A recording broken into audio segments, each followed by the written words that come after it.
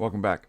We spent the last 3 days considering Psalm 107, a psalm of thanksgiving to Yahweh, which is broken into 5 groupings. It has 43 verses, and in each one of these groupings, we are then given a reason that we ought to give thanks to Yahweh for his chesed, which is never ending. Again, I'm going to read verse 1, and then today we're going to read verses 21 to 31 and consider this 4th reason why we ought to give thanks to Yahweh for his chesed. Psalm 107, verse 1. Oh, give thanks to Yahweh, for he is good, for his chesed endures forever. Verse 21. Oh, that men would give thanks to Yahweh for his chesed, his goodness, and for his wonderful works to the children of men. Let them sacrifice the sacrifices of thanksgiving and declare his works with rejoicing. Those who go down to the sea in ships, who do business on great waters, they see the works of Yahweh and his wonders in the deep. For he commands and raises the stormy wind, which lifts up the waves of the sea.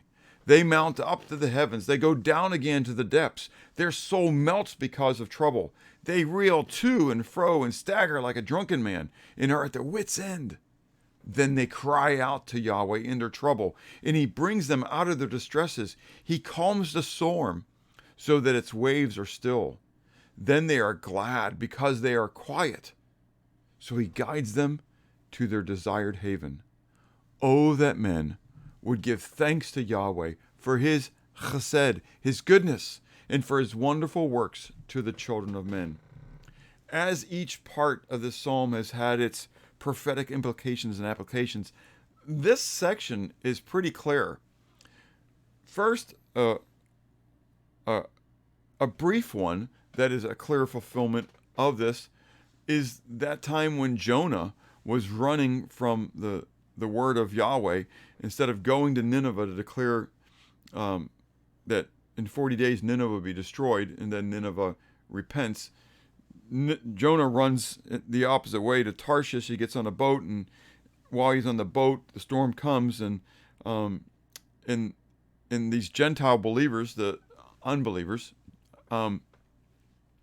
they're crying out to their gods, not knowing what's going on, and then they find out it's because of Jonah.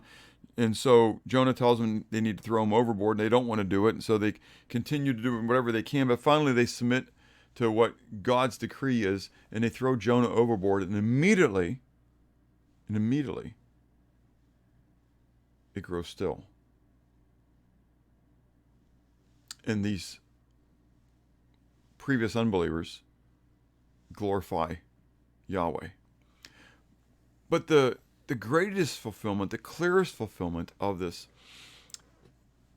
comes in the ministry of Christ, where we see him as Yahweh bringing calmness and peace to a storm in the days of his disciples.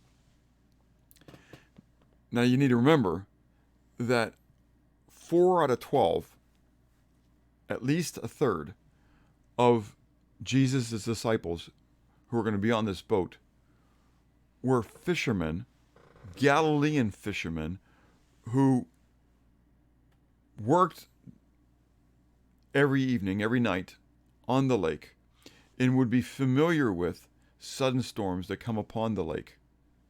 And yet the storm that they're about to go through is unlike any other storm that they've ever been through. Matthew chapter 8, verses 23 to 27, we read, Now when he, that is Jesus, got into a boat, his disciples followed him, and suddenly a great tempest arose on the sea, so that the boat was covered with the waves. But Jesus was asleep.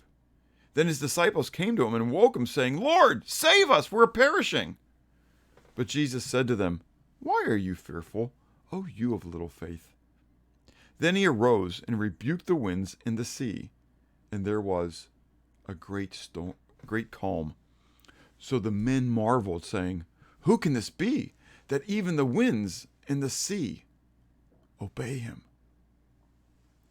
Remember The chesed, the faithful loving kindness of Yahweh, is never ending.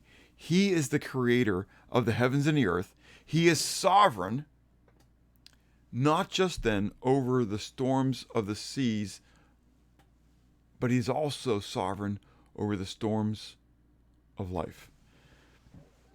He is sovereign over all the affairs of men.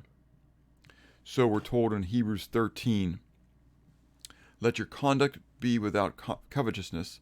Be content with such things as you have, for he himself has said, I will never leave you nor forsake you.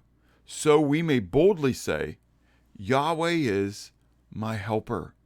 I will not fear what can man, or even the spiritual realm, do to me. Remember when we went through the armor of God, that we were told that we wrestle not against flesh and blood. There is nothing that man and nothing that Satan or his minions can do to us that is apart from the sovereign will of God. Remember, as we shared from numerous sessions ago now, from Philippians chapter 4, that confidence in the faithfulness of God, knowing that he is sovereign and that he is in control of all things, will bring a confidence in my life that whereby I can rejoice in the Lord always, not being anxious in anything, but rather being thankful, and thereby having the peace of God which passes all understanding. And so the psalmist declares, verse 29, he calms the storm so that its waves are still.